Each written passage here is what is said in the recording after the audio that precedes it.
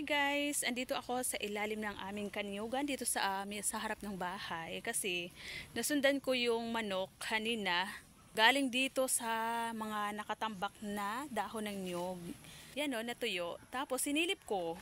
Ang daming itlog guys. Tapos yung aso, kailangan kunin ko na to kasi yung aso pa na yung libot-libot dito ng aso. Inaamoy kung saan banda yung itlog. Kasi ganun guys yung aso. Once na nakita na ng tao yung yung pinapangitlogan ng manok, nasusundan yon ng aso. Kaya naman yung aso andun na. May ikot-ikot yung aso kasi hinahanap niya talaga kung saan ako galing kanina. Kaya kailangan kunin ko na talaga to kasi baka maunahan pa ako ng aso. Katulad doon sa mga itik, lagi kaming nauunahan doon sa kabilang farm. Ayan oh.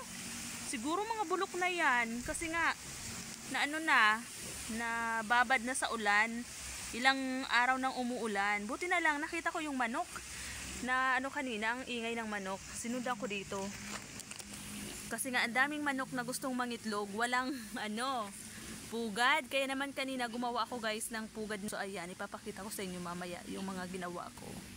So ayan, kunin na natin boy. Tanggalin mo na yung mga asan na yung natin ya. Sige. Yan, baka may ahas Nasaan na yung pangkawit dyan? Yay. Yan.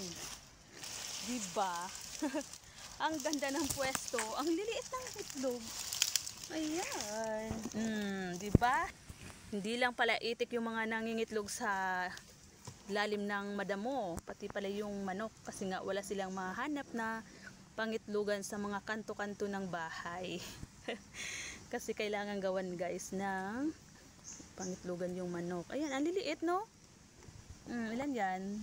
Ayan, may 10 itlog tayo. Kukunin na natin. Tchiren, tchiren, tchiren. Dapat pala nakatayo to no? Pang S ito. Sayang.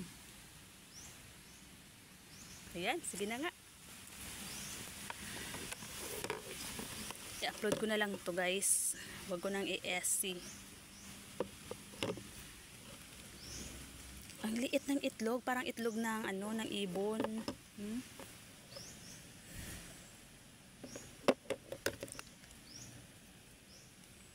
Ayan! Ayan! May itlog na tayo! Diba? Babad na talaga to sa kasi lakas ng ulan kagabi at saka kahapon. Kaya ito yung bagong itlog ngayon, itong maputi na to. Kaya nasundan ko yung manok. Ayan, thank you so much for watching guys. So ito pala guys, yung ginawa kong pangitlogan ng manok. Ayan, ito yung ginawa ko kanina. Dito ko nilagay sa kanto ng bahay at saka ito yung isa.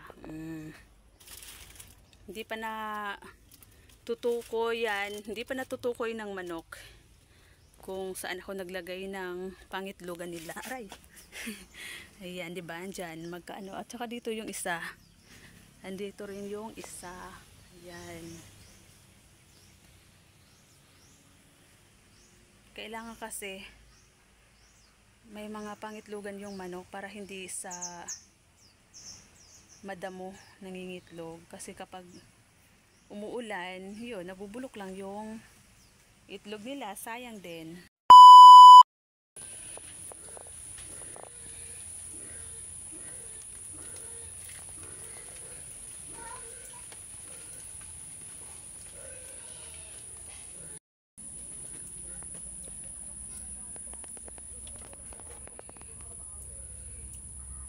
Wow, ang dami. Bakit ang dilim? Ayan na guys. Ang bilis matuyo ng dahon. After kasi to guys, pinangitlogan ng manok. After 1 week na. Pero yan green pa nga yung iba. Dito sa isa walang laman Ayan, dalawa yung pinangitlogan ng manok. So ayan. Hindi na mangingitlog yung manok doon sa ilalim ng madamo. Meron na silang pangitlogan. Hindi na mababasa ang kanilang mga itlog. Kasi gumawa na si Tres ng pugad nila. So, ayan guys. Thank you so much for watching.